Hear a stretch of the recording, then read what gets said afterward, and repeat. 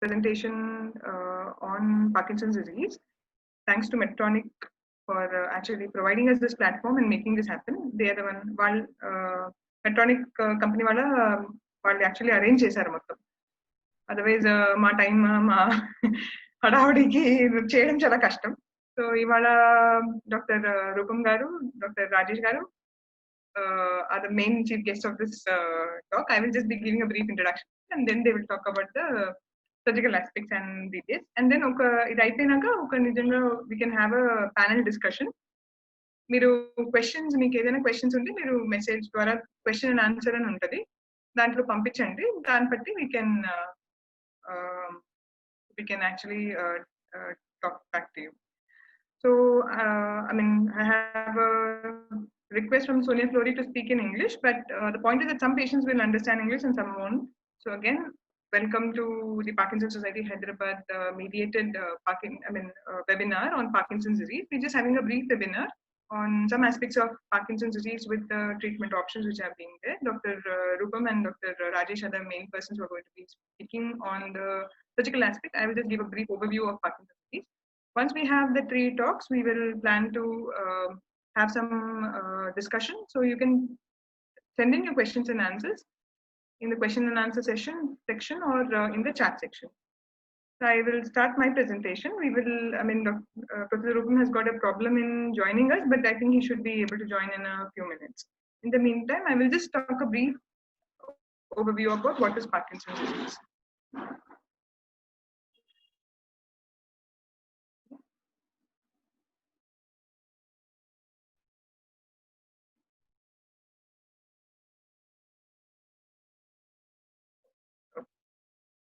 So, I mean, I'm sure this is like the usual pictorial depiction of how Parkinson's disease progresses if we don't treat the patient. What is Parkinson's disease? When was it actually identified? Parkinson's disease has been there for many ages. I mean, it's not just there from the last 2 centuries, but even before that. But in 1817, the name of Parkinson's disease came because of James Parkinson actually looked at the patients with Parkinson's disease, 6 patients of Parkinson's disease. He saw them for many years, few years, and then he looked at them. I mean, they were at different stages, and he presented this essay as his thesis, which is an essay on the shaking palsy. And afterwards, because he had described the disease so well, the name of James Parkinson was added to the disease, and it's called as Parkinson's disease. So basically, what he noticed, and everybody notices, is the first part that is seen is the tremor. So it's usually an involuntary tremulous motion with a lessened muscular power, but in the sense that they don't have they have a slowness in activity, and then they bend their trunk. And then what they have said is that usually the senses and intellect are spared. Now, Parkinson's disease is the second most common neurodegenerative disease. All these disorders come under something called as neurodegenerative disease. Neuron is actually the cell in the brain. Neuron ante brain lo oka chinna anuni neuron antamu. These are the disease where the neurons get damaged slowly. These are called as proteinopathies. This is a normal process, but it is because it happens in an exaggerated fashion. More and more neurons die in the patients who have this disease, whereas in the normal people also some amount of neurons do degenerate, but they have they have other mechanism to get prevent this damage. So what happens is there is a protein which usually accumulates, which is supposed to be broken down once the protein becomes a little old, but when the breaking down becomes a problem, they get accumulated in the neurons, and then the neurons die. So the most common among these neurodegenerative disorders is actually Alzheimer's dementia, followed closely by this Parkinson's disease. Parkinson's disease, the prevalence rate is almost around 52 per 100,000 population. This is the Western population. In Indian group, it can actually go up to 365 per 100,000. That is 1 in 1,000 population, and this is seen in Parsis. The mean age of presentation is around 55 years. As the age grows older, you can have Parkinson's disease, but it's not necessarily only a disease of the older individual. Chinna vayasulo kuda this disease can happen. Chinnappudu ante 20 సంవత్సరాల కన్నా చిన్న వయసులో ఈ disease జబ్బు వస్తే it is called as juvenile Parkinson's disease. 40 సంవత్సరాల కన్నా చిన్న వయసులో వస్తే it is called as young onset Parkinson's disease, and if you have it more than 40 years, it is actually called as late onset Parkinson's. So కానీ రోజు అంటే వయసు పెరిగే కొద్దీ ఎక్కువ మందికి ఈ జబ్బు వస్తుంది. It's more common in men. So it is one of the condition where women are relatively spared.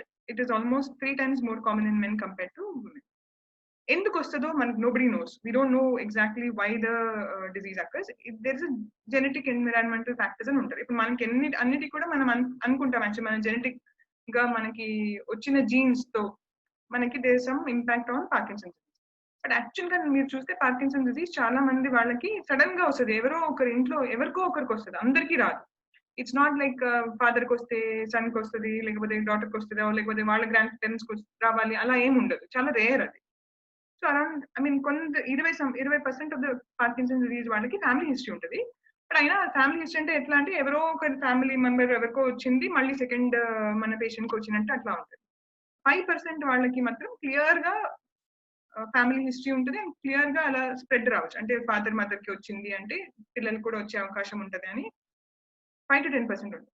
So దాంట్లో కొన్ని జీన్స్ అయితే క్లియర్ కట్ గా ఉన్నాయి, చాలా జీన్స్ ఉన్నాయి. ఇది 1 to 18 అని కాదు, ఇంకా దానిపైన కూడా ఎక్కువ ఉన్నాయి. బట్ ఇది కాకుండా there is something called susceptibility factor, 2 hit hypothesis అంటాం. అంటే ఇప్పుడు ఒక్కసారి దెబ్బ తగిలితే జబ్బు రాదు, 2 సార్లు అంటే 2-3 సార్లు దెబ్బ తగిలితే జబ్బు వస్తుంది. ఒకసారి ఒక విధంగా దెబ్బ because of the genetic susceptibility factor. So కొన్ని జీన్స్ ఉంటే వాళ్ళకి వచ్చే అవకాశం ఉంటుంది, బట్ ఉండడం వల్ల జీన్స్ ఉండడం వల్ల వచ్చేస్తుంది అని కాదు. దాంతో పాటు ఎన్వైరన్మెంట్ నుంచి ఏదైనా కొంచెం అడిషనల్ ఫ్యాక్టర్ వచ్చింది అనుకోండి, దాంతో వాళ్ళకి పార్కిన్సన్స్ డిజీజ్ రావచ్చు. One of the other genes which are known as గ్లూకోసైడ్రోసిస్. ఇప్పుడు ఎన్వైరన్మెంటల్ ఫ్యాక్టర్స్ అంటే ఏమేమి ఉండొచ్చు? దెబ్బ నిజంగా తలకి మళ్ళీ దెబ్బ తగిలితే వాళ్ళకి వచ్చే అవకాశం ఉంటుంది. This is called punch drunk parkinsonism. Muhammad Ali అని ఇంతకు ముందు రెస్లర్ ఉండేవాళ్ళు, ఆయనకి punch drunk post traumatic parkinsonism ఉంది.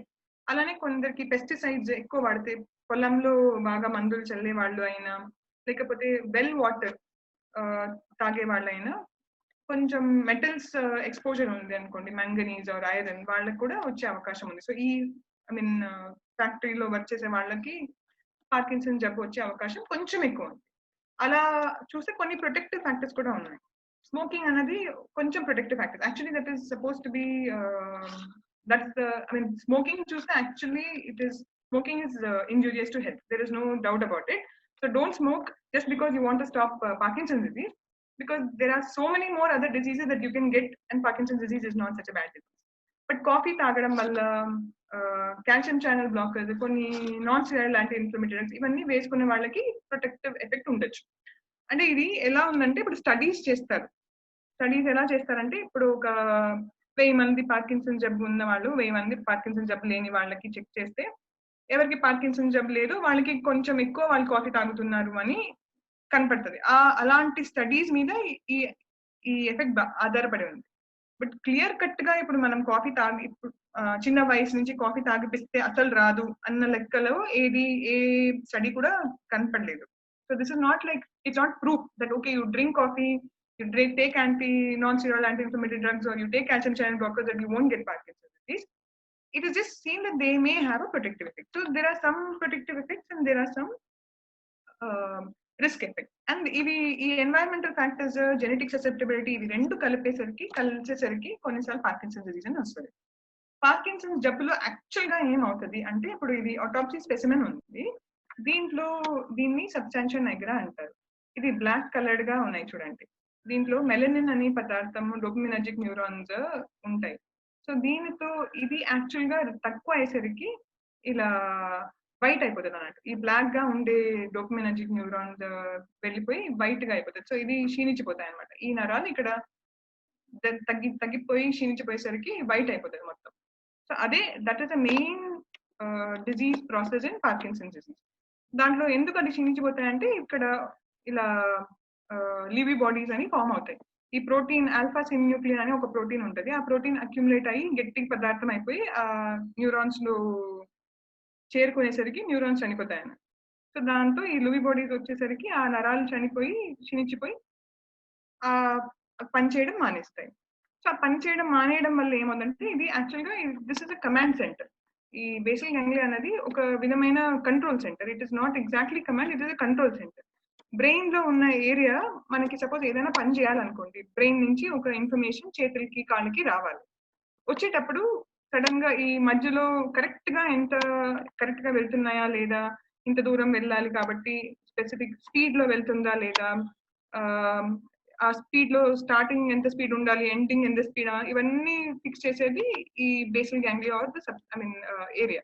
సో ఆ area is a control centre. ఇప్పుడు కంట్రోల్ సెంటర్ దెబ్బ తగిలింది కాబట్టి కమాండ్ అయితే బాగుంది, brain is fine, you want to walk, so you brain says okay let us walk. Your hands and legs are also fine, they have good power, అంతే weakness కానీ పక్షపాతం కానీ అట్లా ఏమీ లేదు. But because there is a break in the communication from the command center to your hand and the feet, you get slowness and stiffness, and you have a tremor, and then you have all the features of Parkinson's disease. So what are the features of Parkinson's disease? Most important feature of Parkinson's disease is rest tremor. Tremor at rest is more typical of Parkinson's disease. Whoever has tremor does not necessarily have Parkinson's disease. Rest ante when you are not doing any activity. So typical గా ఎలా చూస్తారంటే Parkinson జబ్బు ఉన్న వాళ్ళకి చేతులు మామూలుగా కూర్చున్నప్పుడు, లేకపోతే when they are walking or when they counting or they talking to somebody, they hands will start shaking. అదే టైంలో if they start drinking some water or if they are writing with pen, the tremor comes down. Initial period లో first beginning లో rest tremor ఉంటుంది. తర్వాత వాళ్ళకి they can also have tremor during action. So మళ్ళీ అంటే జబ్బు పెరిగే కొద్దీ రాసేటప్పుడు, అన్నం తినేటప్పుడు వణుకు పెర్సిస్ట్ అవ్వచ్చు. రెస్ట్ ట్రెమర్ తో పాటు they can have stiffness in their limbs, rigidity, and slowness in their activity. Postural instability అంటే వాళ్ళు ఇప్పుడు ఎవరికైనా సపోజ్ మనం కింద పడిపోతున్నాం అనుకోండి, మనకి కొన్ని పోస్చరల్ రిఫ్లెక్సెస్ ఉంటాయి, అండ్ మనం పడిపోకుండా చూసుకునేదానికి మనకి వెంటనే కొన్ని టెక్నిక్స్ ఉంటాయి. అంటే సపోజ్ పడిపోతున్నాం అంటే ఏదో పట్టుకోవడము, లేకపోతే మన బ్యాక్ ని కొంచెం బెండ్ చేయడము, లెగ్ ని బెండ్ చేయడం, ఇలాంటివి కొన్ని పోస్చరల్ రిఫ్లెక్సెస్ అని ఉంటాయి. సో పార్కిన్సన్ జబ్బు ఉన్న వాళ్ళకి జబ్బు పెరిగే కొద్ది ఆ పోస్చర్ ఇన్స్టెబిలిటీ వస్తుంది. అంటే వాళ్ళు పడిపోతున్నా కూడా వాళ్ళు తట్టుకోలేరు, ఆ బ్యాలెన్స్ స్లిప్ అయ్యి వాళ్ళు పడిపోయే అవకాశం ఎక్కువ ఉంటుంది. పోస్చర్ ఎలా బెండ్ పోస్చర్, కొంచెం నడక ఇబ్బందులు రావచ్చు. ఆ నడక ఇబ్బందులు వేరే వేరే టైప్స్ లో ఉంటాయి. So as I told, tremor అనేది కొంచెం 4 to 6 హెర్ట్జ్ ట్రెమర్. చేతుల్లో, పెదవుల్లో, చిన్ దగ్గర, నెక్ దగ్గర, అన్ని చోట్ల ఉండొచ్చు. I will just show one patient. So ఇప్పుడు ట్రెమర్, తనకు వచ్చే ట్రెమర్ ఇలా ఉంటుంది అనమాట. ఇలా చేతులు రోల్ అవుతున్నట్టు ఇట్ విల్ బి దేర్. ఈ పేషెంట్ కి చేతుల్లో, కాళ్ళల్లో అన్నిట్లో ట్రెమర్ ఉన్నాయి. అండ్ చాలా మందికి ట్రెమర్ ఉన్న వాళ్ళకి తెలుస్తుంది. ఇది యాక్చువల్ గా ఇంకొక ట్రెమర్ ఇది, బట్ ఇది ఎందుకు పెడుతున్నానంటే ఇది యాక్చువల్ మందులు వేసుకునే వల్ల వచ్చిన ట్రెమర్. సో ట్రెమర్ వచ్చిన వాళ్ళందరికీ పార్కిన్సన్ జబ్బని కాదు. ఈయనకైతే టాబ్లెట్ వేసుకున్నాక, ఒక లివోసల్పరైడ్ అని యాంటాసిడ్ టాబ్లెట్ వేసుకున్నాక ఆయనకి ట్రెమర్ వచ్చింది. అదే పరంగా ఇది ఇంకొక రకమైన ట్రెమర్. ఇది ఎసెన్షియల్ ట్రెమర్ అంటారు. ఆయన మామూలుగా కూర్చున్నప్పుడు ట్రెమర్ రాదు, ఓన్లీ ఆయన చేతులు ఏమైనా వస్తువు పట్టుకుంటే ఆయన ట్రెమర్ వస్తుంది. So this is called essential tremor. So 3 types of tremor can be there. It is not that many types of tremors are there, but everybody who has a tremor need not have Parkinson's disease. So tremor ఉండడం వలన Parkinson's disease అని ఉండదు. దాంతో పాటు stiffness can be there. Rigidity, which is one more common feature. Rigidity కొంచెం stiffness ఎక్కువ అయ్యేసరికి కొందరికి చేతులు వంకరపోవడము, చేతులు ఓపెన్ చేయడానికి కష్టం అవ్వడము, కాళ్ళకి కొంచెం వేళ్ళు కొంచెం ముడుచుకుపోవడము, నొప్పులు రావడము, ఇవి వచ్చే అవకాశం ఉంది.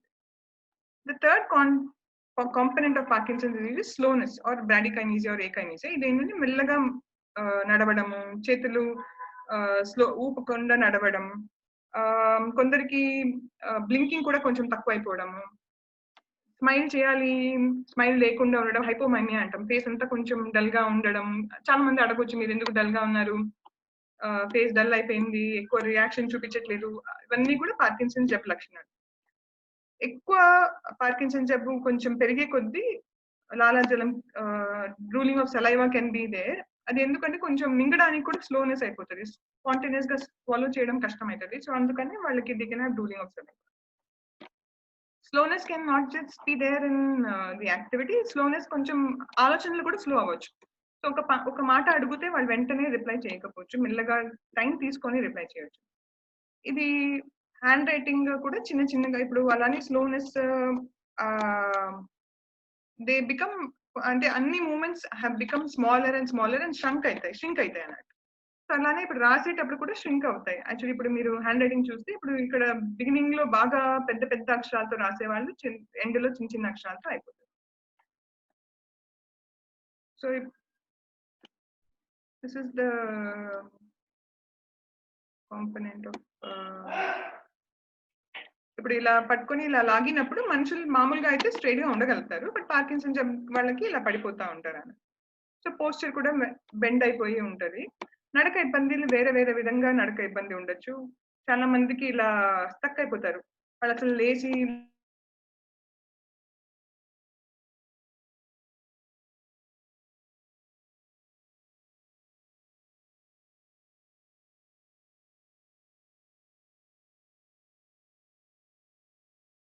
టైమ్స్ ఫ్రీజింగ్ అనేది మెడిసిన్ లేని పరిస్థితిలో ఉంటది, కొన్నిసార్లు ఆన్ ఫ్రీజింగ్ కూడా కావచ్చు. Other context of the gait is that they can have festination, ముందుకు ముందుకు ముందుకు ముందుకు పరిగెత్తినట్టు ఉండొచ్చు వాళ్ళకి. ఇవి మోటార్ సిమ్టమ్స్ కాకుండా they can have non motor symptoms also, and these non motor symptoms are different parts, like main complaint constipation రావచ్చు, కొంచెం మెమరీ డిస్టర్బెన్సెస్ రావచ్చు, డిప్రెషన్, హాలుసినేషన్స్ రావచ్చు. ఈ పేషెంట్ చూస్తే మీరు మొత్తం చెమటలు పట్టేసేయచ్చు. ఈ చెమటలు పట్టేయడం కూడా ఒక type of non motor symptom in Parkinson's. కొందరికి నిద్రలో తేడా వస్తుంది, దే కెన్ హ్యావ్ నిద్రలో కలరింతలు, కలలు రావడం, దాన్ని ఎనాక్ట్ చేయడం, అలా ప్రాబ్లమ్స్ రావచ్చు. సో ఎలా డయాగ్నోస్ చేస్తారు? డయాగ్నోసిస్ ఓన్లీ క్లినికల్ టెస్ట్లు ఉన్నాయి, బట్ బేసిక్ గా పేషెంట్ ని చూసి దాన్ని బట్టి ట్రెమర్ ఉందా, స్లోనెస్ ఉందా, వాళ్ళకి స్టిఫ్నెస్ ఉందా, ఇవన్నీ చూసుకొని మేము డయాగ్నోసిస్ చేస్తాం. ఎంఆర్ఐ స్కాన్ చాలా మంది పేషెంట్స్ కి అవుతాయి, almost everybody gets an MRI scan. But MRI scan is to rule out, అంటే ఇప్పుడు ఎంఆర్ఐ నార్మల్ ఉంటే పార్కిన్సన్ జబ్బు ఉండే అవకాశం. సో ఎంఆర్ఐ అబ్నార్మల్ ఉంటే వేరే ఏమైనా జబ్బు ఉందా లేదా అని చూడడానికి ఎంఆర్ఐ చేయడం, కానీ but not for diagnosing the MRI. There are some scans like DAT scan which can be done to diagnose Parkinson's disease. కొంచెం డౌట్ ఉంటే there are scans called as TODAT or DAT scans which can be done. ఇప్పుడు treatment ఎలా చేయాలి? Treatment అనేది ఇప్పుడు Parkinson's జబ్బులో dopa అనే పదార్థం తగ్గిపోతుంది కాబట్టి first common drug is dopa ఇవ్వడమే, straight forward. So that is levodopa, carbidopa. అది కాకుండా they can have dopamine agonist. సో ఇది డోపా ఇచ్చగానే ఆన్ అండ్ ఆఫ్ ఉంటారు, ఇట్లానే ఉంటుంది యాక్చువల్ గా. నడుస్తూ ఉంటారు, సడన్ గా ఆఫ్ అయిపోతారు. సో అన్ని పని చేస్తూ ఉంటే సడన్ గా ఆఫ్ అయిపోతారు. డోపా ఇవ్వగానే, లీవోడోపా, కార్బిడోపా ఇవ్వగానే they will become on. Other drugs which are given are dopamine agonists like pramipexole or ropinirole, which act like dopamine, but they act on the receptor.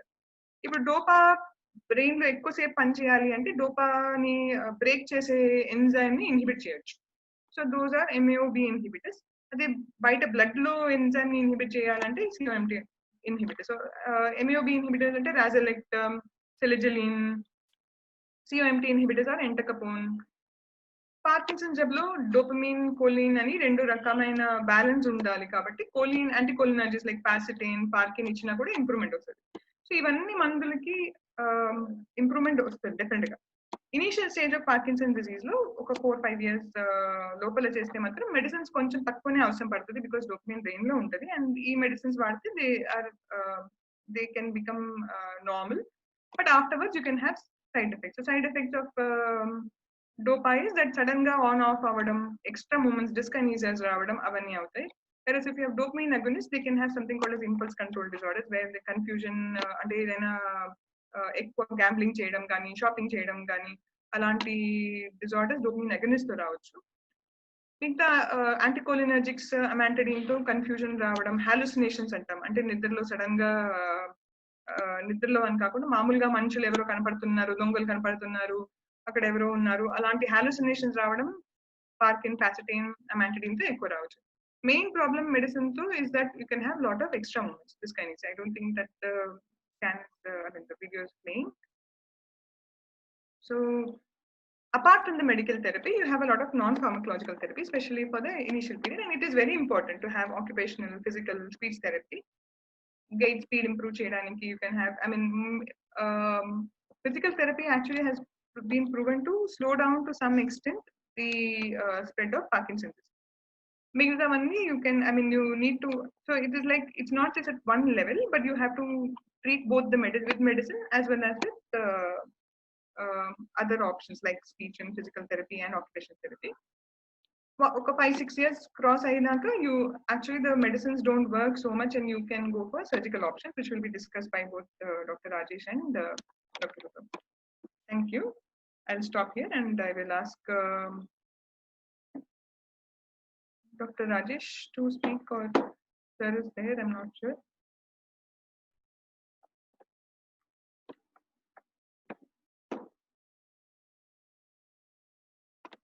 Hello, I'm here, but I'm not able to get the... Hello? Should I ask Dr. Rajesh to speak first, sir? Yeah, sure. You will have to ask him to speak. Here are the slides. I'll tell you for dyskinesias, basically. Yeah? They show some dyskinesias, some post-op. I'll talk about that. I'm on off. Okay.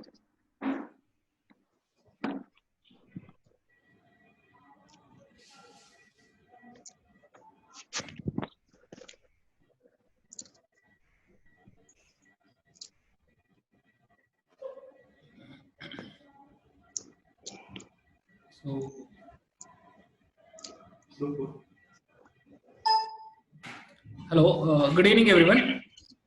So Dr. Rukmani had made life very simple for us by being the first and opening speaker and clearing what it is and how it is, how we get the disease.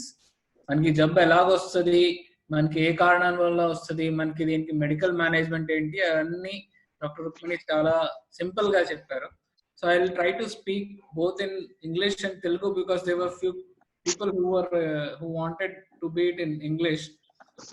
We'll try to so what are the surgical aspects of the DBS for Parkinson's disease especially? మనం surgery చేసి ఏం చేయగలుగుతాం, ఇంకా DBS surgery అంటే ఏంటి? So ఇవి మనం ఈ 4 headings లో మనం will cover it under 4 headings. 4 headings లో కవర్ చేస్తాం. What is deep brain surgery? What are the salient steps in surgery? Who are the appropriate candidates and who are going to benefit, and what could be the potential complications? అంటే ఈ surgery ఏంటి, ఎలా చేస్తారు, ఎవరికి చేస్తారు, దీని లాభ నష్టాలు ఏంటి? సో సింపుల్ గా చెప్పాలి అని అంటే దీంట్లో we are putting leads into the brain, deep into the brain. I will show you how deep it is. And we are trying to stimulate the brain. It is something like your kid is not studying. You continuously stimulate, study. What is this? It can have 2 effects. It can either stimulate the guy to study, or it can always make him, oh, my mom or dad always ask me to study. So both the things are possible. So here we are looking at the second possibility, that we stimulate to inhibit, so that other things take over. So what we have is a lead into the brain, an extension wire, and a neurogenerator, that is what generates the impulse. Any action in the brain transmits like a electric impulse. So that is what we are delivering to that nucleus. What do we use? We use a frame for the surgery. This frame is basically mathematics, which medical people have learned is basically dependent upon the coordinate system X, Y, and Z. This is an Excel frame. We use a different type of frame that is called a CRW frame. It is immaterial. Both of them are similar in nature and similar in function. What they give is to reach a target with millimeter of accuracy or sub-millimeter, in 0.1 millimeter accuracy, it helps us to reach to that place. So it is fixed on the skull to make it a uniform shape. Skull is different for each person, but to reach a particular target, we require to make it into a geometrical quantifiable structure. So that we make using this frame. So, and onto this frame we have an arc, which basically simplifies the system by making that the most symmetric structure is a sphere, and from the center of the sphere till the periphery, each of those points are equal to the radius. So it depends upon that principle in mathematics. First you have made a cube, and then you made that cube into a sphere. So this is how we fix our frame. We have to be exactly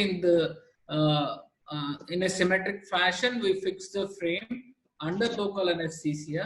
See, the patient is not in any pain or anything, because we give adequate local analgesics for the pain to be tolerated. It's only the claustrophobic effect that bothers the patient. Now after this frame is fixed, we shift the patient to the MRI console, where we take an MRI, and after the MRI is taken, we go for planning, or we try to select the target. It is not actually the target we are selecting, it is that we are trying to get the coordinates of the target in X, Y, and Z axis. Now, if you see in this, I'll show that the target are these 2 points in the STN nucleus. Now, you see from front and back, you see it is almost in the center. You see from the right and left, it is there in the center. So it is well deep within your brain. So that is called as deep brain stimulation. All these nuclei, they will be in and around this area, in the central portion of the brain, quite center of the brain. So this is why it is called as deep. Okay, it is not superficial, it is not on the surface or somewhere very much accessible, but it is quite deep in the brain. And you see how big are the targets. It's like something like dots. It's around 2.5 millimeter is the target that we are looking at deep in the brain. So that is why we require a rigid structure, a symmetrical structure to get to that accurate point. So we have different methods to identify the target. On MRI, we select the target and we go in. And in the surgery, during the surgery, we go with a method called as intraoperative testing. Now that we have identified where we have to go, we have to test if this is actually the correct place where we are putting such a difficult electrode, which is not also technically difficult, but also financially it is also a difficult proposition. So what we do are two things. We micro electrode recording and macro electrode and microstimulation. So what is this? It is something like the signatures of a particular nucleus. That is what we record. When we reach a particular nucleus, the firing of it, the characteristic features of it are recorded. So that tells us that whether we are in the correct place or we have strayed away. You can understand the 2.5 millimeter target and an accuracy of 0.1 millimeter. If you stray away, you are out of the focus. And so this is what is just. Yeah, this is what we are recording. These are called microelectrode. This is actually field of. This is what is the microelectrode recording. You see, we sent 5 different wires, and these red one and the last one are characteristic of being in the correct place. The rest of the 5 which surround these ones are actually not in the correct, not in the acceptable position. Now it has reached the acceptable position, so all of them are firing. So why do we do that? Because based on this, we select which is going to give the best outcomes and least side effects. Okay, so microelectrodes are basically to see the maximum effects and minimum side effects. That is what we do with recording and stimulation. So now this is another video which I am going to show you. See, the patient is having tremors, and now when we have stimulated, the tremors have gone, and this is what he is having a dancing like movements which are called as dyskinesias.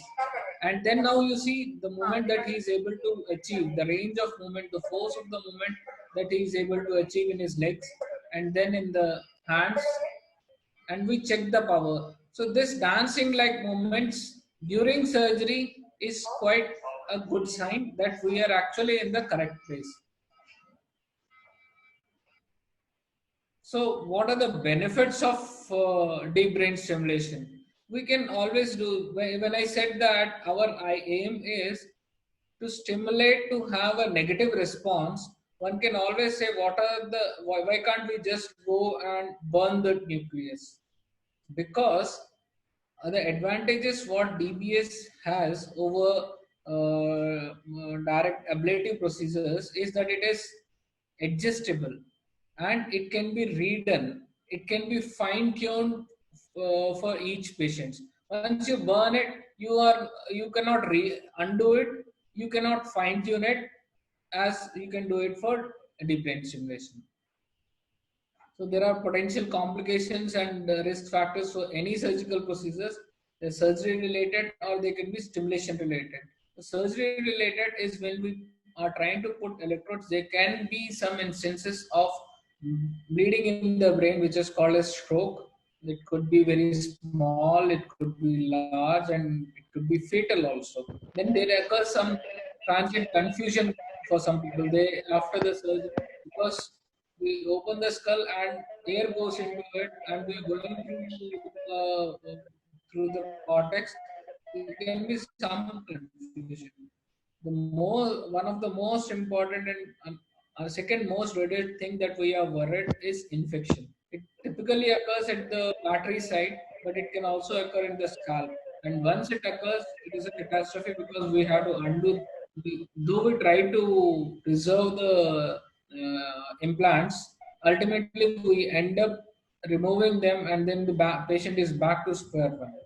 And there are stimulator related problems are there, which can always be adjusted by adjusting the stimulation settings. Okay, these include some speech disturbances, some individual muscle contractions, some, some tingling, numbness, and all those problems can be always be there. So this is how we adjust the DBS therapy using a programmer that many of you have seen. There have been recent advances in that where you can use directional stimulation. You can use increase, decrease the parameters. There are n number of parameters which can be used in multiple permutations and combinations. So when should DBS be considered for Parkinson's disease? It is not that when as soon as you're diagnosed with Parkinson's disease, you come to a surgeon and say that I want to get a surgery done. Earlier the best, but still we still wait for around 4 years of the disease for it to offer a surgery. But in the first instance itself, we do tell them that at some point of time you will require surgery or it would be helpful for you so that the patients are also prepared and we do follow them for around 4 years. So when do we offer them surgery? There are some cutoff points. There are some scores which we look into before we offer them surgery. We also look into some problems like weaning off or on off, frequent on off. Then dyskinesias. When you take on levodopa, you go into the on phase, but then you develop dyskinesias. You start getting motor fluctuations. You start getting tremors. So, two questions we ask: what do you want to improve most, and what are we expecting out of DBS? DBS is not just a palliative surgery, but it is not a magical wand that you can get cured and you will be able to do everything possible. But you will be able to do most of the things probably. So what are the exclusions? Dr. Rukmani had already explained features. All tremors are not Parkinson's. So we also try to exclude few diseases or few signs which are atypical Parkinson's disease. And if you do not have a response to levodopa, we usually do not offer surgery to such patients. Dementia, those who have the disease of forgetfulness, moderate to severe, we do not offer. Similarly, psychosis, if moderate to severe or uncontrolled, we do not offer surgery for such patients, and we do follow them up with medical management. In fact, Dr. Rukmini and Rupam does. So, how does it help? So, you all might be knowing that there is an on time and off time. So, with DBS, the on time increases from 49% here to 74% without dyskinesias. So what is the impact? See, when you are off, when you are in the off, the patients are not able to go into the nearby washroom or to do daily activities of daily living. But when they are on, they are like cloud nine. But as the disease progresses, they do reach this cloud nine, but they start getting dyskinesias, like dancing movements, and then then they drop down into the off stage. Okay, this is before DBS surgery. What DBS does is it smoothens your duration and time in the on phase without a major off or without a major dyskinesias. So it is almost smoothened rather than like on a mountain with some mountain sickness. So motor symptoms improvements are much better after 5 years. This is what I was discussing with my other colleague today. The tremor, rigidity, echinesias, they have been a progressive and significant improvement at the end of 5 years. But why is it, someone can say, why is it not 100%? Because the disease is also progressing, but at a slower pace. But it is still progressing. We are trying to alleviate the symptoms that are caused by the disease. So this is another graph to show you how the on phase increases, and the dosage of levodopa is also reduced. So the dyskinesias produced by levodopa are also reduced. These are some of the publications that have been present. So this is one video. What all after surgery people are able to do. Yeah. And before I say, there are, and this is a song by our patient, almost 6 months post DBS. So it's approach to programming thing, but anyway, it starts with DVR and Sure. You sure? Okay, put it up.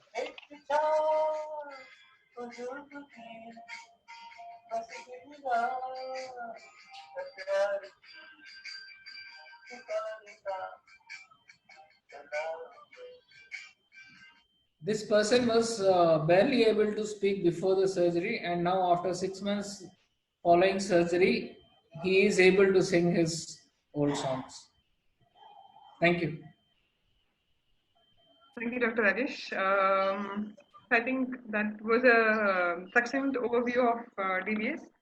I'll play the presentation from here on post-op programming, but Can you hear? just 1 second, sir.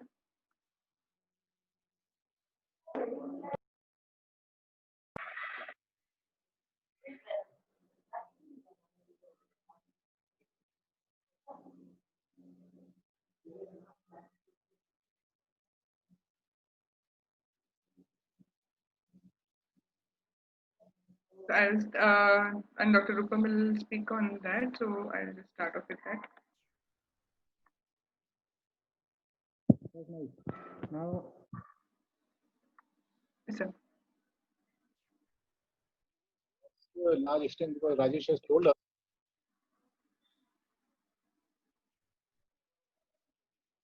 So we can't hear you.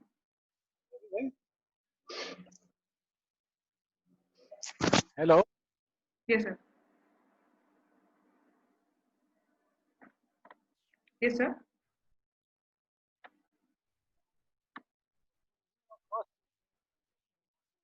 For 20 years, he did his surgery when he was 51. He had Parkinson's for 20 years at that point of time. They want to be off almost throughout the day.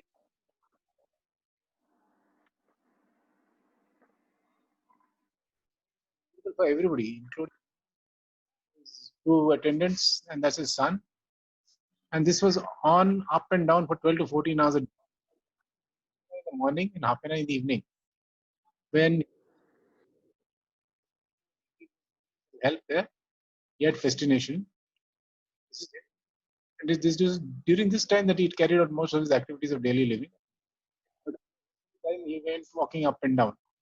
That was because of severe.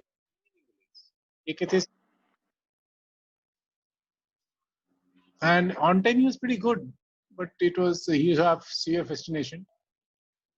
Gentle years practically. He did worsen over time. Once he improved, he was able to walk years. And I'm sorry, sir. this is in This post-op, actually, that time, yeah. before surgery. December 2000. That was February 2001. So, quite very.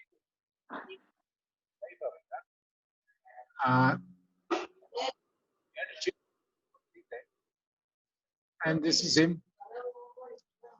This is him after 5 years.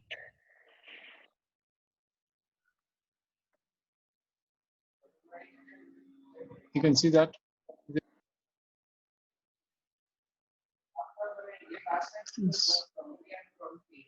No.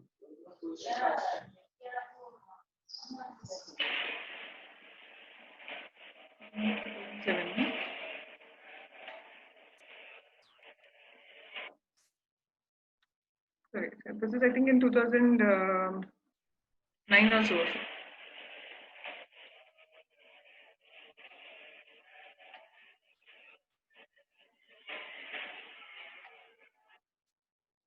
As you can see, he's walking independently, which he was not doing before surgery. But he could walk independently.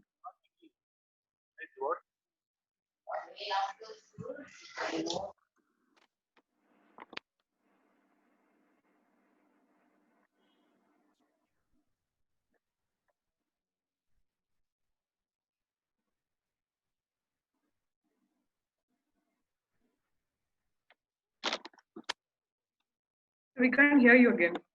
The dose comes down by about half. Can you hear me now? Yes, sir. Half.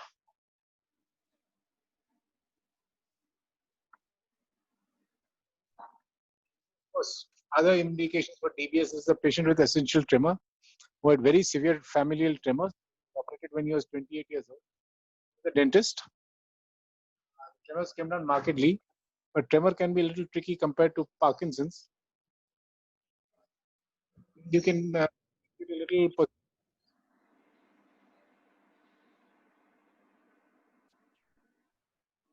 Sir, I think I will stop the share screen and you can go ahead and I will put the next one later on, sir.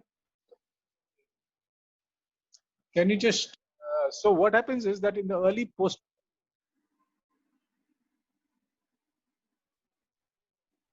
maybe confused a bit because of some air entering the, call it pneumocephalus, some edema is there. Then once this settles down, or agitation, it settles down. It happens in few patients. It is basically patients who are older, who have a long duration, who got a lot of cortical atrophy, and may have some mild surgery. What do we look for?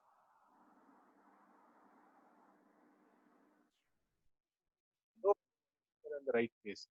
Why is this important? Because if they are not in the right place, even if you are 1 or 2 millimeters off the target, your results are going to be suboptimal. A lot of difference in the outcome. So even 2 or 3 millimeters to be out does not. You target is 5 millimeters in size, 6 to 7 in the maximum diameter, which is oblique in all planes, and you have to get in there and program appropriately.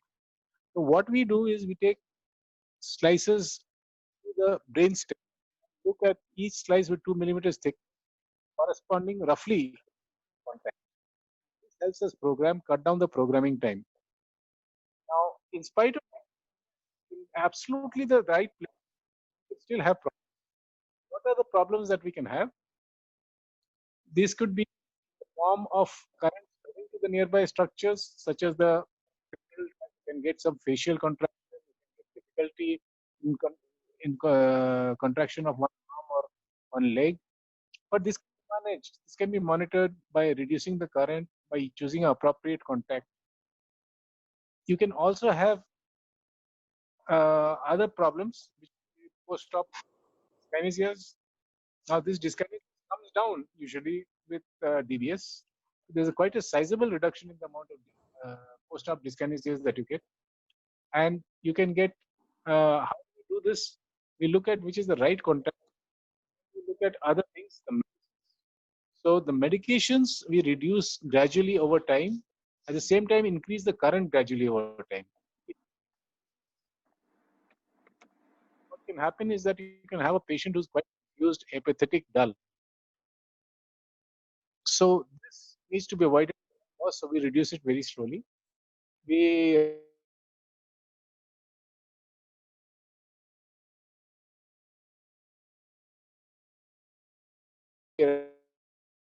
roughly we will go up to 2.5 volts.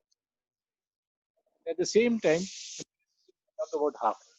What we try to do is remove the dopaminergic agonist first. Anticholinergics will be removed. The dopaminergic agonists like pramipexole and ropenolol will try to reduce, and we will continue with the levodopa and try to come down on that later. So, what is it we do in the first time the patient comes in? This varies very much from place to place. We actually start programming the day the electrodes are in. Comes out of the OT, we start him on the current.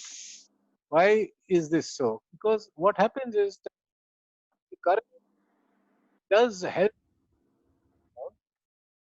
What happens is that the brain is not like any other place where you put the electrode, one-to-one relationship between the current and the response. Here on the same current, the same medications, at different points of time, you'll get totally different response. So you need to be very patient. We believe it takes anywhere between 6 to 9 months for the brain to settle down, to be a stable paradigm, which you can be sure that every time you get the same response. In the first place, if you increase the current too much, you can have side effects. If you, the patient can become aggressive. The patient can have control disorders, problems like being little aggressive, little hypersexual, or quite a lot actually. And you can also have gambling. We also see patients getting very venturesome with their money, going into risky ventures. So we do need to keep a check on what they want to do. This is why, because they get a lot of energy, get a lot of uh, drive. Because the dopamine is the main neurotransmitter that drives the human being.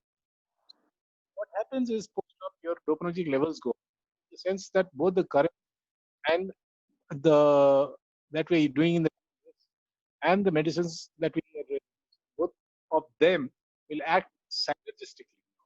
Instead of having only drugs, you have both current and drugs, and both of these together will become hyperactive. You need to cut down the current. You need to be careful the way you build it up so that you can do this, because quite a lot of unnecessary things can happen. Patient may become too venturesome, may fall down, fracture a bone. Then you are back to square one or worse. Patient may also do other things which may not be very good. He may get into fights. He may get into sexuality associated with it. So we need to go very ask repeatedly about all these things. Try to keep it up. We do allow the patients to adjust their parameters because they have a patient programmer which they can use. Now this allows them to send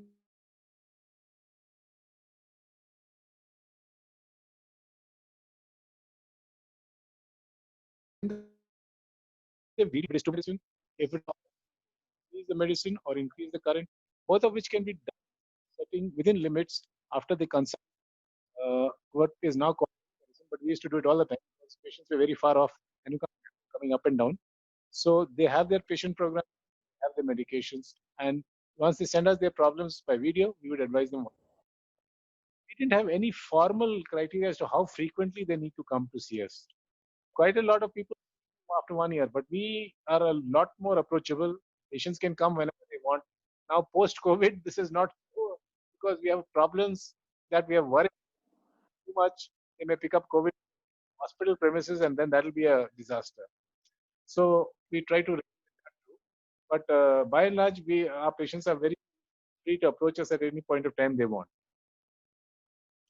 Now, to not do so many off stimulation assessments done previously, what happens is that off stimulation assessment is not the true picture of what we see in the patient. The patient at all times will have a basal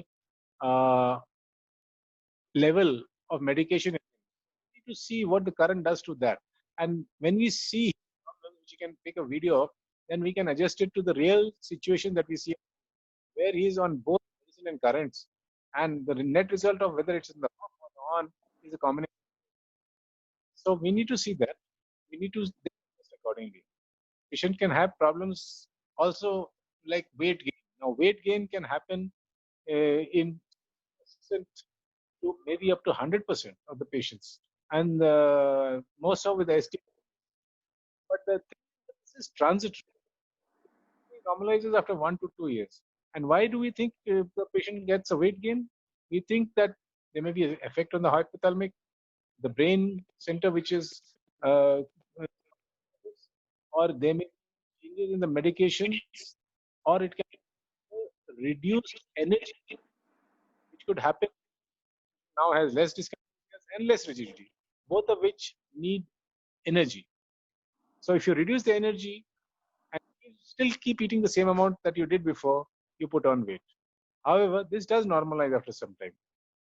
Now, so we are looking at what about the behavioral and cognitive problems? I told you that some of them, which I told you, is basically you can have some post-op confusion initially, which we wait for things to settle down, and we can have other problems later on, like as we can have the impulse control disorders, we can have hallucinations, and some increased forgetfulness, worsening. Very few patients, if we are not very careful about what we need in the pre-op assessment, we can have patients who can in their cognitive, also called dementia. So we need to be very careful about that. Other things are depending on how you based. We can have difficulty speech dysfunction because you're too based and you're stimulating the bulbar, in which case you try to go for the higher contacts and try to minimize this, or we go for, instead of going for unipolar, we go for bipolar and try to. There are many ways of getting around. Nowadays they have got advanced electrodes. So we're not using it because it generally pushes up the cost. So we're not doing that. We also have, if your current electrode is not in the right place, we can have muscle contractions and pull because it's spreading corticospinal tract. We can have paresthesias if it's spreading. If you're too medial or you are too posterior, you'll get sensory paresthesias, shock-like sensation. But by and large, this you can also have, if you're too high and too medial, your contact, you can have eyelid and ocular disturbances. You can have difficulty. By far the most difficult thing to treat, because if you're not in the right place and you're stimulating the directly, no matter what you do, that's not going to go. Other things, all other things you should settle down, whether it is muscle contraction, whether it's paresthesias, but not diplopia. That can be very, very. You can also have some issues with your axial symptoms. As I said, what are the axial symptoms? Which may not respond. Is great. Gait does sometimes get worse after surgery. We can struggle a bit in programming, quite a bit, but after 2 or 3 years, patients do get better. Some patients can struggle with their gait because they get freezing, they get difficulty. We try to vary the parameter stimulation. By and large, most patients improve in the gait, they improve in their motor function remarkably. That's why, in spite of being an invasive surgery, is still so popular.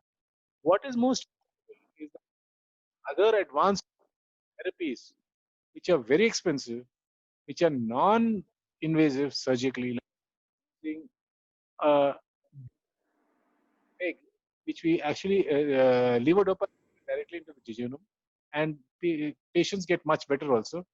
But what is those patients is that the off-time UPDRS score does not improve.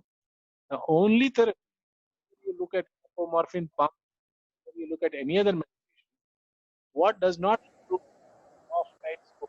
If you're bad in your off-time, rigidity, your akinine, tremor, that will not improve. But the off-time UPDRS 3 score does not improve. Only the DBS improves that off-time.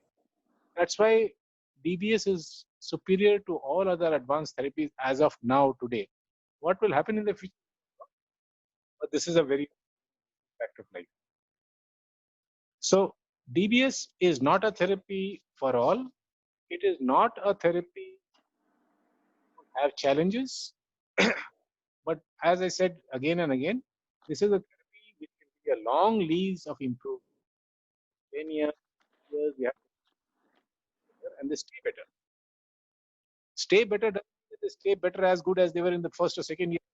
Get little worsening, little dementia, other worsening because it's a progressive disease. Now it's my belief, I have animal experience that and a few stray articles showing that the DBS actually slow down the course of the disease. Now that means evidence before I can say it with a resounding confidence. But we as clinicians see that happening day in, day out. We see patients who have got and those who have not got DBS done. Usually, after many years, patients who got a DBS done are talking much better, looking happier, and staying happier. That's why we are advocates for DBS. We have done some 500 patients of DBS in the last 20 years, and the numbers are now huge. So while we are a structure does need to handle these large numbers. So of all the therapies we have currently for disease, DBS is the best therapy for advanced Parkinson's. I think with that we can stop. Yes, sir. And leave it open for questions. Sir, I think you need to have your video up a little bit. Yeah, sir. That's why we're so close. So a couple of questions which actually Dr. Rajesh has already answered is one was what is the oldest age of patients that we have done DBS? Which, as he said, 84, and we have had a couple of patients with who are 80 and above. I mean, more than, I think, probably around 5 to 6 patients who are above 80 years, and all of them are doing well. And the other question was, so what is the success rate of DBS?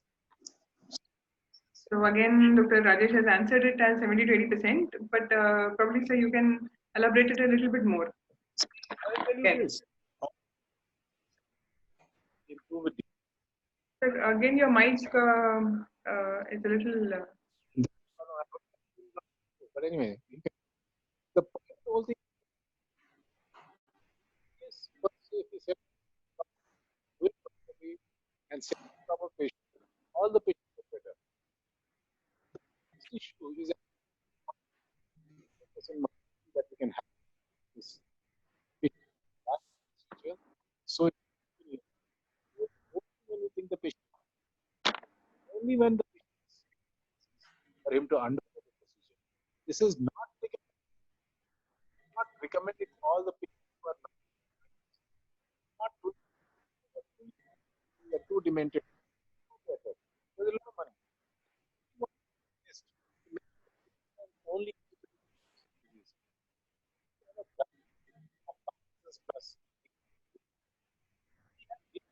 years for telling us do. Again, your voice is not audible. Not so sure. Some problem with the voice.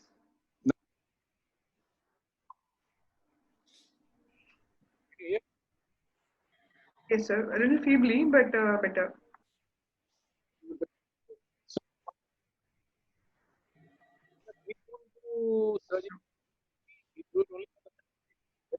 I'm sorry, sir. Again, your voice is not audible. So I'll just say what I think. You're saying is that the disease is it's not. I mean, you think that most of the, I mean, around a good range of good number of people would actually benefit from DBS. First thing is that the Parkinson's disease is progressive. So there are two issues about when you say what is the response to DBS. There are two issues. One is that the Parkinson's disease itself is progressive. So when you add on DBS to the patient treatment, you actually improve most of the patient's motor symptoms. Actually, even though the percentage wise, it is something like 70 to 80%. What we mean by saying 70 to 80% is that 70 to 80% actually do extremely well, and they have a market reduction in most of the sense. Sir, I can't hear you, sir.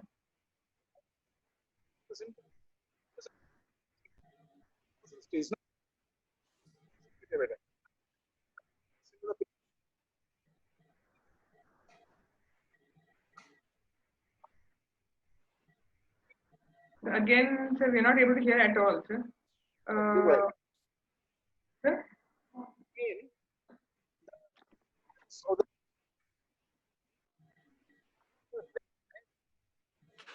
We can't hear you at all, sir. So the dopaminergic therapy actually, as the levodopa acts. So the point when we say that DBS acts, it's actually as equivalent to taking a medication with levodopa. But the point is that you don't have fluctuations as you have with levodopa. So the people who respond very well to levodopa are the best ones who respond to Parkinson's disease also. So the amount of response that you expect with DBS is the amount of on that you get. And this on stays on you stay on for a long time, and your off comes down markedly. So that's the major advantage of doing DBS compared to the rest of the other treatment modalities. Even in terms of if you take say the other dopaminergic therapies like apomorphine pump or a levodopa pump, your off time comes down markedly with DBS. Yeah, the off score comes down markedly with DBS, and this is actually, has been, this has been demonstrated very well by actually Dr. Rupam, because I joined as a student, and I have been working here for the last 12 years, and as a consultant. So it is 15 years of my experience under Sir, and I have become, with a partly believer to a full believer in DBS. So I suppose, and it's the fact is that. Yes. So the other question, so the thing is that the DBS works really well in some people, and you have to choose patients to do DBS. Obviously, if you have cognitive impairment, or if you have patients who have got very severe gait disturbances and who are falling, especially if they have on-phase postural instability. If they're not able to stand well, or they're not able to walk well in their on stage, you would not expect them to do this. To walk back or become, improve in their gait even after the surgery. So there are certain tremor, rigidity, bradykinesia responds extremely well to DBS. Voice improves if your voice is improving in on period. From off to on, if the voice is improving, it can improve a little bit too with DBS. But sometimes with DBS, your voice can go down. So because of the current stimulation, your voice may actually become more lower in volume. And there are a lot of non-motor symptoms which may improve, like the pains and aches, the discomfort, the nocturia. All of that comes down a lot with DBS, because again they're all dopaminergic related, so they all improve well with DBS. If you have hallucinations and if you have abnormalities due to drug-induced side effects, then they can come down quite a bit with DBS. But again, you have to weigh in your pros and cons and make sure that it is actually drug-induced and not the disease itself.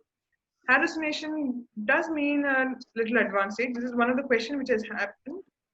Actually, whether hallucinations are advanced stage, I think Dr. Rajesh has already answered it.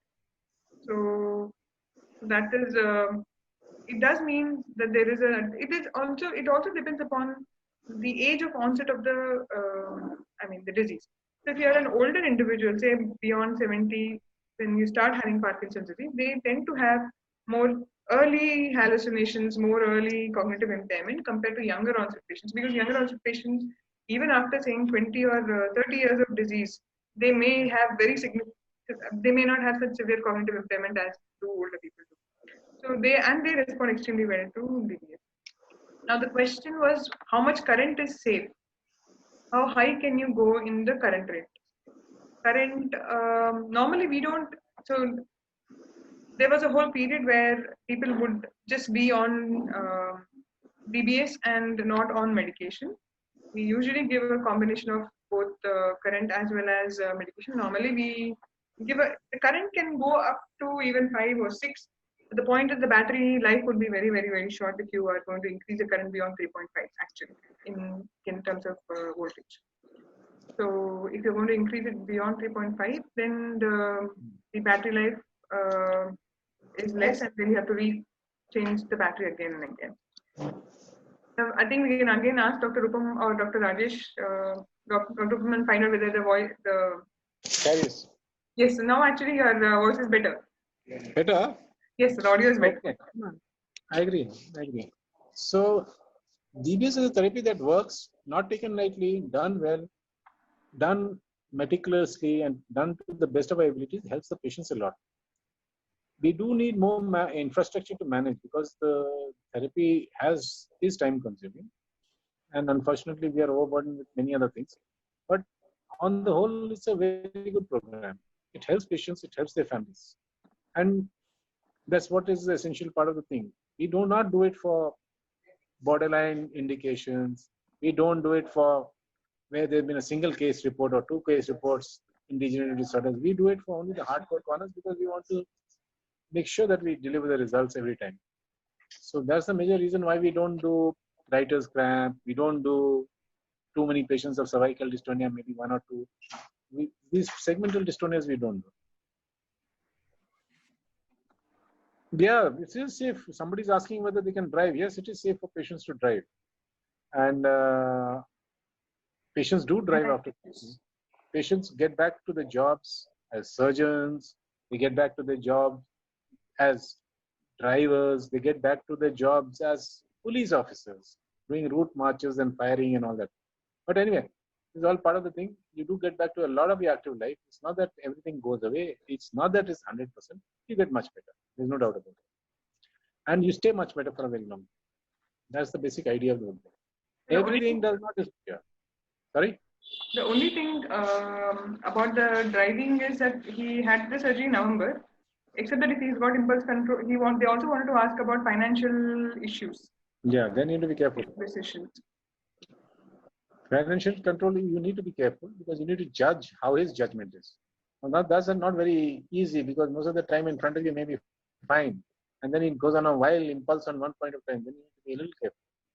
So if he's doing impulsive things like buying a dozen shirts or buying a dozen saris, these things you need to be careful. You need to monitor. Do not let them take big decisions alone. So that's a few. Once you are certain that he's not doing such things, then of course he's back to his normal. There are businessmen who are flying abroad internationally and all that. We have got the whole lot of people doing that. So you need to be careful. What you also need to be extremely careful is, one, be sure that you know when the battery is going off. The battery goes off, if it crashes suddenly, it can be very dangerous. Patients can develop neuroleptic malignant syndrome. You need to be careful. But this will give you enough time. It's not that the battery goes off today and you'll get the NMS tomorrow. You need to be a little careful. You need to monitor. So these are things we need to see.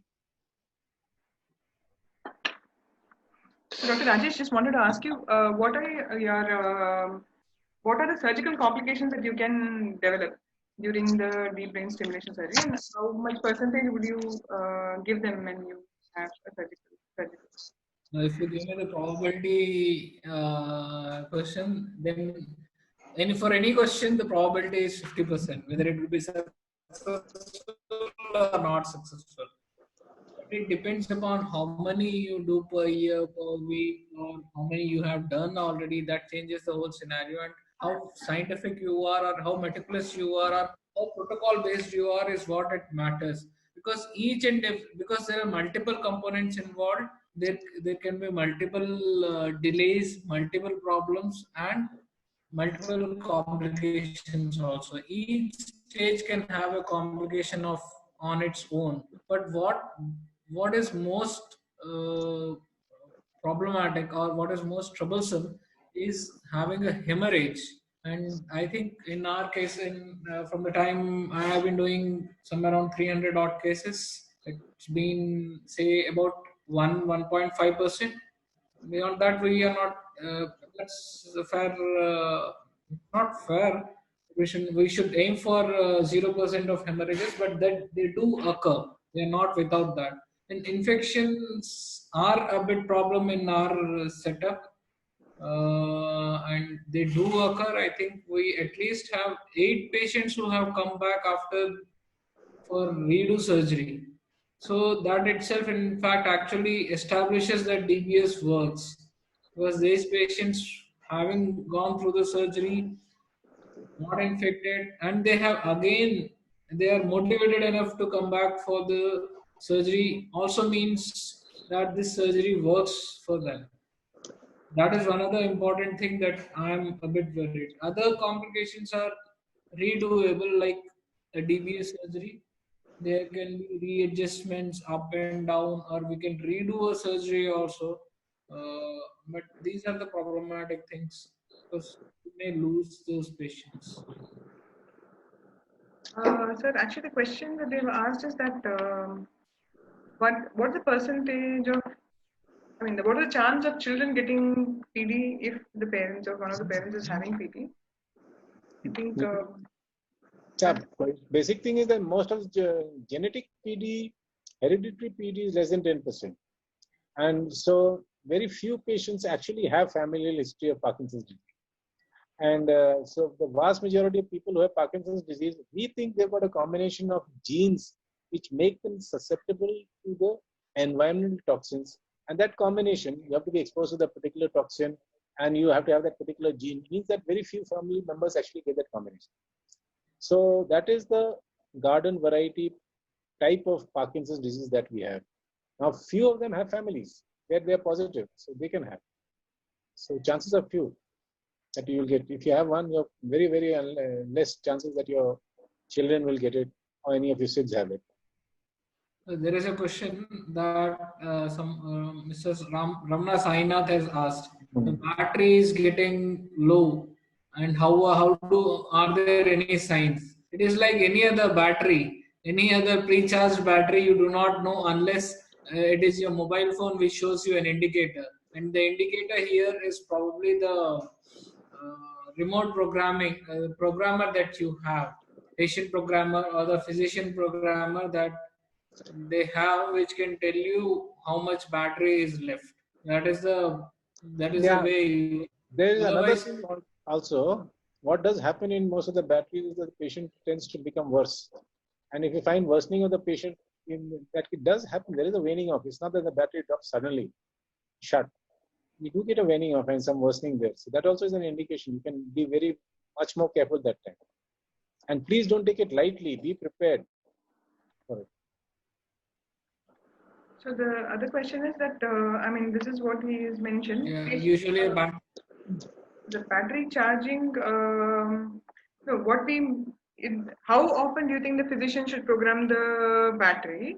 I think it depends upon the patient. Sometimes you don't need to program the battery even for 6 months or 1 year. 2, 3 years, 4 years, patients don't come.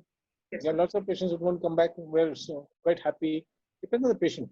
Very much patient oriented. But sometimes you may need to tweak the battery and the current and the medication a little bit more if you're not very satisfied with the battery. So then we ask you to come once in 1 month or once in 2 months. This is the question of charging. The charging has to be done. If there is a rechargeable battery, I think the charging has to be done once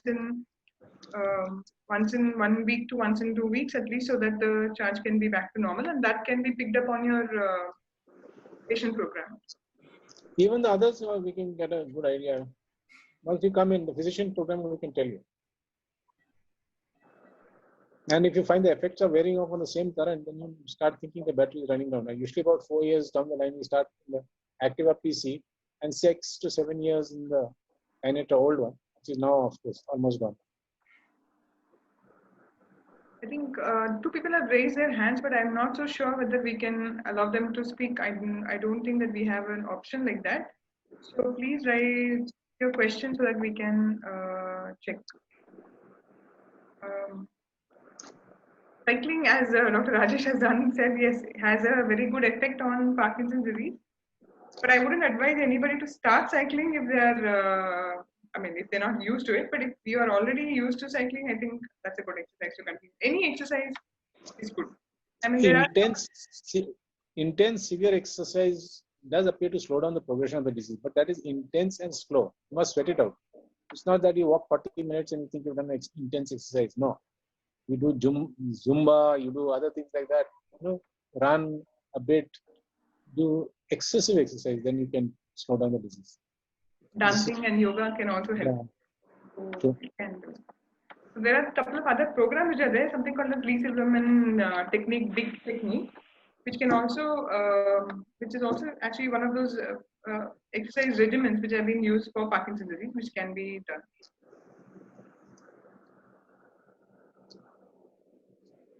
When can we expect total cure for this disease? That's a good one. I don't think it's going to happen soon. You must realize that Parkinson's disease is treatments don't come easily. It's with a lot of difficulty. We actually did many trials looking for new drugs, and we got safinamide after 10 years as the first new drug in the world for Parkinson's disease. So it's not easy. Progression. Now we are looking at other novel ways of finding new treatments in Parkinson's disease, new targets to attack for therapies. So life is not easy. It's very difficult. In the same 10 years, epilepsy has got 10 new drugs, multiple sclerosis has got 10 new drugs, migraine has got 10 new drugs. It doesn't happen very easily in Parkinson's disease. It's a much more complicated disease, much more difficult. So to expect a total cure right now would be a little early. May happen maybe a century down the line, but right now I don't think we'll live to see that. What is your experience with apomorphine? Because of the lot of hue and cry which actually came up with apomorphine and the video which showed the person vigorously active after giving the injection.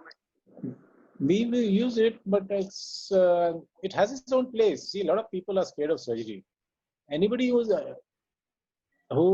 deserves a DBS deserves apomorphine if he's too scared for surgery.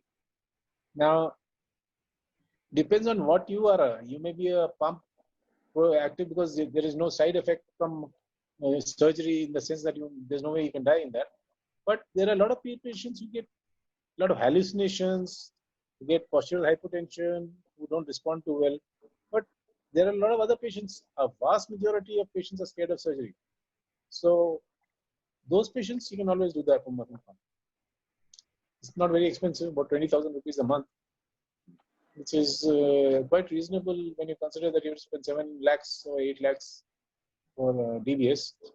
But I don't know. As I told you, the off symptoms the score does not improve with apomorphine. And you need to have this pump with you, and you have to change the needle every day, and there are side effects which can be managed. But people didn't use the insulin pump, they get used to it. Here, we don't have long-term follow-ups in apomorphine pump 10-15 years to the extent that we have in DBS. So the apomorphine pump has been there for longer. We need to see how it comes out. There's a question on whether falling will decrease after surgery. Will falling decrease after surgery? See, this is a very tricky question. Quite a few patients, if that falling is mainly in the off stage and not so in the on stage, it can come down. But by and large, if you are in the falling stage, that may not improve too much. Some patients may actually fall a little bit more after surgery. So it's not so simple. You cannot give you a guarantee that the falling will come down after surgery. Pure and simple. But,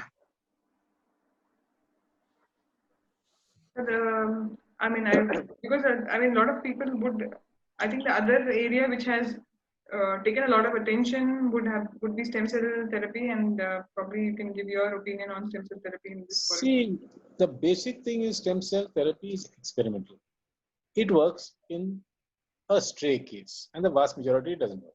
People have tried many things, may evolve, may improve, may get refined, and then we may have more reproducible results.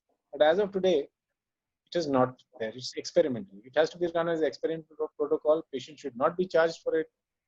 And all these people anybody who charges you money for stem cells, you should ask him 2 questions. One, can you show me some patient where it has worked? They will make a lot of hue and cry about patient confidentiality and say that no, I can't show you. We, on the other hand, put our patient smack in the middle of 5 or 6 patients who got their DBS done and say, talk to them. They'll tell you exactly where they are. So if you are open and honest about your results, then the therapy is worth it. Otherwise, please be skeptical. Claiming that everything works is easy.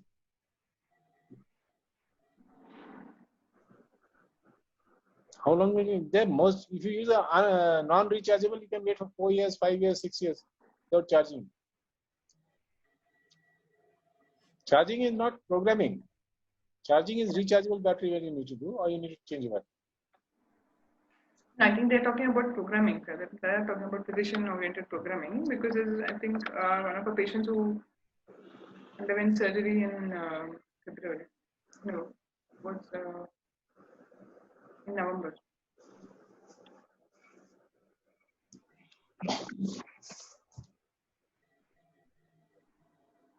There are some of these complaints which come up with that when they have these battery placed, that they have burning and itching on the site of the battery site, along with sometimes a scar, hypertrophic scar, which can form over the battery site. So, what would you, Right. Dr. Rajesh? Is there? Itching is a common phenomena for any surgical scar, and it tells that there is some rawness in the scar and you do not touch it. It will go off on its own. Hello? Yeah. Audible? The other question that I want to ask, sometimes there is normally it is not very common, but sometimes people feel that there is a tightness of the battery extension wires along the neck side. So, is there any particular, position that they should avoid, or any particular movement that they should avoid? Hello? Hello, Rajesh, Dr. Rajesh. Hello, can you hear me?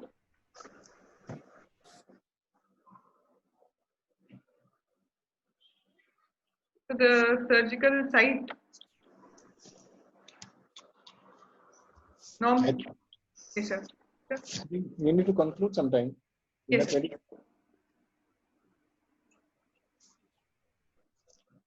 I think that was the last of the questions on the battery side. So, any other questions can be given to the Medtronic team or to us, and we would like to take it up at offline. So, I thank everyone. I thank Dr. Rajesh, Professor Rupam Borgohain, and the entire attendees who have come for this webinar, and shall take your leave. Thank you. Thank you. Thanks a lot. And I thank the Medtronic team for organizing the whole program. Thank you.